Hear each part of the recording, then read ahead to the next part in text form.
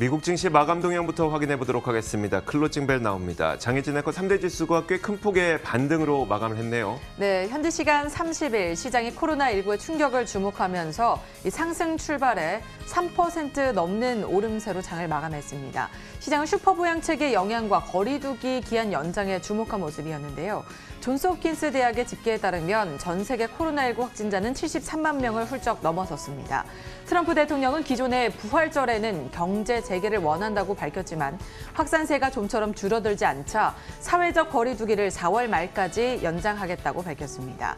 각국 정부와 중앙은행이 대규모 부양책을 잇따라 내놓으면서 시장의 극심한 공포감은 진정이 되는 듯 보입니다. 특히 유동성 공급으로 극심했던 자금 시장 경색 현상이 완화된 점이 투자자에게 안도감을 줬는데요. 하지만 실업자 급증으로 경기 침체에 대한 공포감은 여전히 남아있는 상태입니다.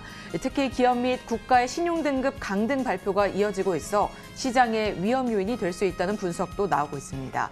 보다 자세한 마감 상황 함께 살펴보시죠. 먼저 다우지수입니다. 상승 출발했습니다. 하지만 전거래일 종가보다 더 낮은 수준까지 잠시 하락하기도 했는데요. 이내 반등에 성공해 3% 넘게 올랐습니다. 690포인트 올라 22,327포인트의 거래를 마쳤습니다. 이어서 나스닥 지수도 확인을 해보시면요. 3.62% 올랐습니다. 7,774포인트의 거래를 마쳤고요. 역시나 오름세로 출발을 했고 장중 내내 상승폭을 키워나가는 모습이었습니다. 마지막으로 S&P 500 지수까지 확인을 해보시면요. 3% 넘게, 3.35% 넘게 올라 2,626포인트 거래를 마쳤습니다. 장 초반에 역시나 주춤하는 모습을 보였지만 이내 반등에 성공해 오름세를 이어가는 모습이었습니다. 이렇듯 미국 증시는 3%대 소폭 오름세로 마감을 했습니다. 상품 시장은 어땠나요? 자, 상품 시장도 살펴보도록 하겠습니다. 먼저 국제 유가를 확인해 보도록 할 텐데요. 증시가 이렇게 반등했음에도 불구하고 유가는 크게 급락했습니다. 국제 유가의 경우에는 장중 한때 이 20달러 선이 붕괴되는 일도 있었습니다. 이때는 19.5달러 선까지 내려가는 그런 움직임도 있었는데 일단 미국 시장에서는 증시에서는 코로나 백신에 대한 기대감으로 증시가 상승할 수 있었지만 결국은 자가격리라든지 아니면 여행 제한 이런 이 경제가 멈추는 현상들이 수요를 증발시킬 것이라는 우려가 가장 컸고요.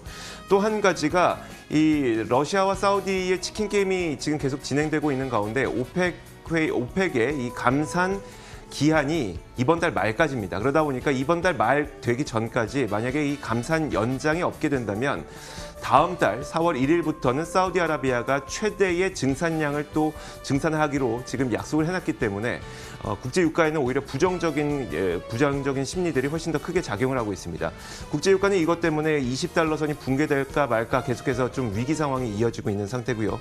지난 밤사이 장중한 때 거의 6% 넘게 급락하기도 했습니다. 지금은 5.4% 하락한 채 20달러 선에 거래가 되고 있습니다. 자, 국제 금 가격도 한번 살펴보면요. 국제 금 가격의 경우에는 소폭 오른 채 거래가 됐습니다. 국제 금 가격은 어제 종가 기준으로 1,620달러 선이었었는데 지금은 1,640달러 선까지 소폭 오른 채 거래가 되고 있습니다. 금리를 확인해 보도록 하겠습니다.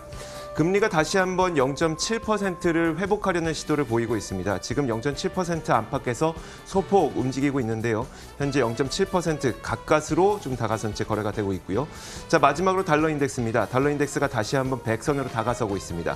0.64% 올라서 98.99선에 현재 거래가 되고 있습니다. 자, 이렇게 미국 시장 마감 종가 확인해 봤습니다. 글로벌 외신 확인하도록 하겠습니다. 자, 첫 번째 외신은 장혜진 앵커가 소개해 주시죠. 네, 미국의 실업률이 상당히 좋지 않은 상태를 보여주고 있는데요. 실업자 수가 더 증가할 것이라는 소식이 나왔습니다. 많은 사람들이 코로나19로 인해서 일자리를 잃었지만 아직 그 최악의 수준까지는 도달하지 못했다는 전망이 나왔는데요. 세인트루이스 연방준비은행은 코로나19로 인한 경제적 충격으로 실업자는 총 4,700만 명, 47 million에 달할 것으로 예상을 했고요. 실업률은 32%, 32%를 넘을 수 있다고 예측을 했습니다. 대공황 당시의 실업률이 24.9%였던 것을 감안해 보면 상당히 높은 수치인데요. 이는 제임스 블라드 총재가 예상했던 30% 실업률 전망치보다 훨씬 더 나쁜 수준의 수치입니다. 분석에 따르면 6,700만 명에 이르는 미국인들이 현재 일시해고를 당할 위험이 높은 자리에 놓여 있다고 전했는데요. 보고서에 따르면 이번 사태, 즉 이번 사태가 지난 100년간 미국 경제의 그 상황에서 최악의 수준에 달할 것으로 예상되고 있습니다. 지난주에 주간 실업수당 청구 건수가 300만 명에 달했다는 수치가 나왔는데요.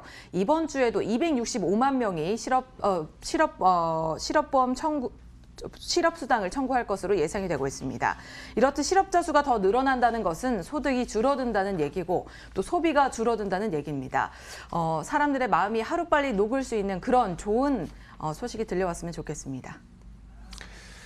자, 우리가 이 코로나19로 인한 충격적인 지표들을 하나씩 확인하게 되는 그런 시기가 계속 다가오고 있습니다. 조금 전에 말씀하셨던 것처럼 실업률에서도 이런 현상이 나타나고 있는데 자동차 판매도 크게 다르지 않습니다. 코로나 여파로 인해서 이 자동차 판매도 굉장히 크게 줄어들 것으로 전망이 되고 있는데요. 로이터의 기사를 통해서 직접 확인해 보도록 하겠습니다. 3월에 자동차 판매가 거의 절벽 아래로 추락할 거다 이런 전망이 나오고 있는데요. 3월에는 코로나로 인한 자가 격리라든지 사업장 폐쇄 이런 것들로 인해서 자동차 판매가 급락할 수밖에 없겠죠. 이 자동차 판매 사이트인 트루카의 애널리스트가 3월 자동차 판매는 약 37% 정도 감소할 것으로 전망했습니다. 그런데 3월보다도 4월이 더 심각할 것이라고 전망을 하면서 4월에는 50에서 60%가량 자동차 판매량이 감소할 것이다 이렇게 전망을 내놨습니다. 이제 그 지표를 우리가 확인할 수 있는 시기는 4월 1일에 먼저 GM과 토요타가 1분기 판매량을 발표하게 되고요. 4월 2일에는 포드와 피아트 크라이슬러 이런 기업들이 1분기 그 판매량을 발표하게 되는데 테슬라도 크게 다르진 않을 것으로 보입니다. 테슬라에 대해서도 평가가 나와 있는데요. 테슬라도 비슷한 시기에 1분기 자동차 인도량을 발표할 계획입니다. 지난 3월 19일에 테슬라의 일론 머스크는 이 프리몬트라든지 캘리포니아 공장의 생산 중단하겠다 이렇게 발표를 했었죠. 이 때문에 분명 영향이 있을 것으로 보이는데 레피니티브에 따르면 이번 분기에 9만 3천 대를 인도했을 것으로 전망이 되고 있습니다. 이 전망치와 비교를 했을 때 실제 수치가 어떻게 나오느냐에 따라서 기업의 주가에도 큰 영향을 미칠 것으로 보이고요. 자, 마지막으로 한 가지만 더 보도록 하겠습니다. IHS 마켓이 따르면 2020년 자동차 판매량 전망치를 15.3% 이 전망치를 하향 조정한다고 밝혔고요. 글로벌 금융위기 당시보다도 자동차 판매는 훨씬 더 줄어들 거다. 이렇게 자동차 판매에 대해서 좀 안 좋은 전망들이 계속 나오고 있습니다. 네, 또 하나의 기업이 많은 직원들을 해고하겠다고 나섰습니다. Macy's will fall off the majority of its 125,000 employees, 12만 5천 명에 달하는 직원을 일시적으로 해고하겠다고 밝혔는데요. 미국의 백화점 메이시스입니다.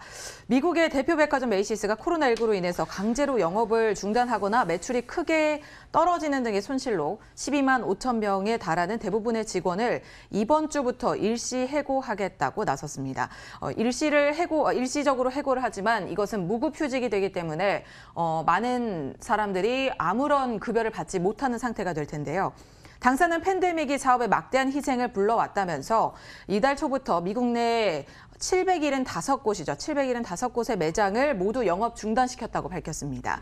이들의 신용 한도를 낮추고 추가 지출을 막는 등의 방법을 써봤지만 역부족이었다면서 최소한의 인원으로 가장 베이직한 이 기본적인 운영을 해나가야 된다고 결정을 했습니다. 다만 직원들에게 최소한 5월까지는 의료보험료를 제공할 예정이고요. 또 전자상거래와 배송, 또 콜센터 등의 아주 극소수 소규모의 직원들은 남겨둬서 운영을 계속해서 이어나가겠다는 방침을 밝혔습니다. 메이시스는 지난 18일부터 모든 매장의 문을 닫았고요. 현재는 전자상거래만 유지가 되고 있습니다. 메이시스의 주가를 한번 살펴보시면요. 연간 기준으로 거의 70% 가까이 하락을 했다고 합니다. 미국의 대표 백화점까지 막대한 손실을 감당하기 어려운 수준에 도달했는데요. 과연 어떻게 이겨나갈지 계속해서 지켜보셔야겠습니다. 자, 이런 가운데 시장의 그 상승에 힘을 보탰던 기업이 있습니다. 바로 존슨앤존슨인데요. 존슨앤존슨이 9월 말까지 이 코로나 백신에 대한 인체 시험에 돌입한다는 소식이 시장에선 긍정적으로 작용을 했습니다. CNBC 기사를 직접 확인을 해보도록 하겠습니다. 자, 9월에는 인체 시험에 돌입할 거다. 코로나 백신에 대한 인체 시험에 돌입할 거라는 얘기를 존슨앤존슨에서 내놨고요. 또 내년 초까지 긴급 사용 승인을 받을 수 있을 것으로 기대한다고 밝혔습니다. 긴급 사용 승인은 2021년 초에는 가능할 것이라고 기업에서 밝힌 거고요. 자, 이 덕분에 존슨앤존슨의 주가는 이 시장에서 4% 넘게 급등을 하기도 했습니다. 존슨앤존슨이 밝힌 구체적인 이 계획을 한번 살펴보도록 하겠습니다. 존슨앤존슨은 백신 후보 물질이 9월까지 1차 임상에 들어간다고 했고요. 이 1차 임상에 들어가게 되면 연말까지는 데이터들이 웬만큼 모일 것이고 이 데이터를 토대로 내년 초에는 긴급 사용 승인을 받을 수 있을 것이라고 그 계획을 밝혔습니다. 또 존슨앤존슨 CEO인 알렉스 고르스키는 초기 이 시험 단계에서 안전성뿐만 아니라 그리고 효과까지 매우 좋은 결과가 나타났다면서 우리는 돈을 벌기 위해서 이 일을 하는 것이 아니다라고 밝혔습니다. 이 의미는 백신 가격이 아주 비싸진 않을 것이라는 것으로 해석이 되긴 합니다만 다만 얼마가 될 것인지에 대해서는 구체적으로 밝히지 않았습니다. 지금 현재 존슨앤존슨의 백신에 대한 기대감은 분명 존재를 하고요. 모데나라고 하는 바이오 기업의 백신도 이번 달 초에 초기 임상에 이미 돌입을 했죠. 그리고 이 길리어드 사이언스의 렘데시비르도 코로나 치료제로 사용 가능한지 이미 테스트에 들어갔기 때문에 백신과 치료제에 대한 기대감 시장에는 분명히 존재하고 있는 것으로 보입니다. 자, 이렇게 글로벌 시장에 영향을 미쳤던 여러 가지 글로벌 외신들 살펴봤습니다.